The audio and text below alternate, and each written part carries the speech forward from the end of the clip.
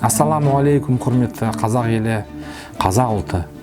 Мына Қордайда болған оқиғаның бірнеше блогерлер, қазақтың ұл қыздары сараптап, ашып, анықтап жатыр.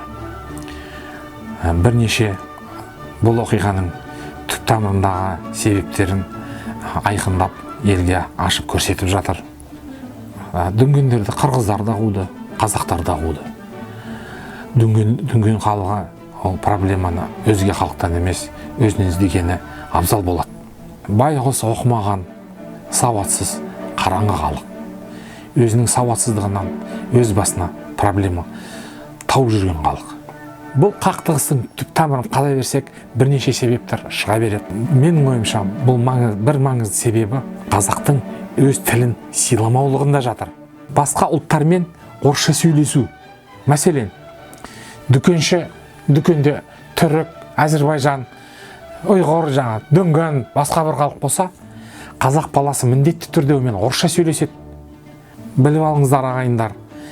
Түрігің болсын, Әзірбайжанның, ұйғырың, дүнгенің болсын, қазақша тілді түсінеді.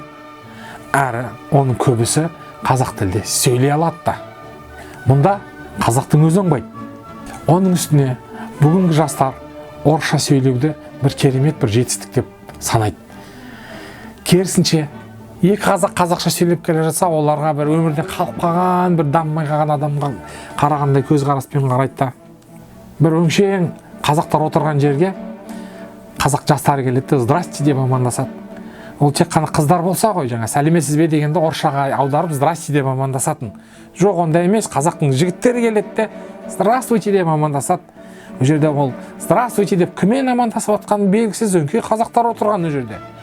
Сондай масқараға душар болып жатыр мына бүгін қазақтың қоғамы. Өз тілін, өз мәдениетін сыйламаған елді кім сыйлайды? Қазақтың ішкі проблемасын кім шешеді? Қазақтар ойлайды ғой деймін, сырттан келіп, орыстар, қытайлар келіп, рухани қиындықтарды шешіп береді ау бізге деп. Жоқ, қазақтың іш қиындықтарын, рухани қиындықтарын тек қана қазақтар шеше алады. Өзімізді өзіміз сыйлайық. Жүрген жерде қазақ тілін, қазақ мәдениетін жоғарылатып, көтеріңкі ұстап жүрейік. Тек сонда ғана өзге ұлттар бізді сыйлай бастайды. Мына көрші Өзбекстанды қарамайсыз ба? Олардың мемлекетінде барлық зат тек өзбек мәдениетімен, өзбек дәстүрімен байланысты. Өз мемлекетінде тек қана өзбекше мәдениетпен, өзбекше көзқаразбен, көзтаразбен өлшенеді оларда. Біз болсақ, әр ұлтқа тесіле қарап, оның психологиясын ойлаймыз, оның мәдениетін ойлаймыз. Ол қазаққа не керек? Біз олармен орысша сөйлесек, олар бізбен қазақша сөйлейді деп ойлаймыз ба? Өзімізді алдына жығып беріп отырмыз. Ағайындар, ұрпақтарымызды дұрыс бағытта тәрбиелеп өсірейік.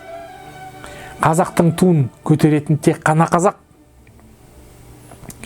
Өзге халықтарға шынына, расында келгенде қазақтар түгел қырылып қалса да бәрібір. Қазақ тілі, қазақ мәдениеті, қазақ ұлты жасасын. Аумин, Аллаху акбар.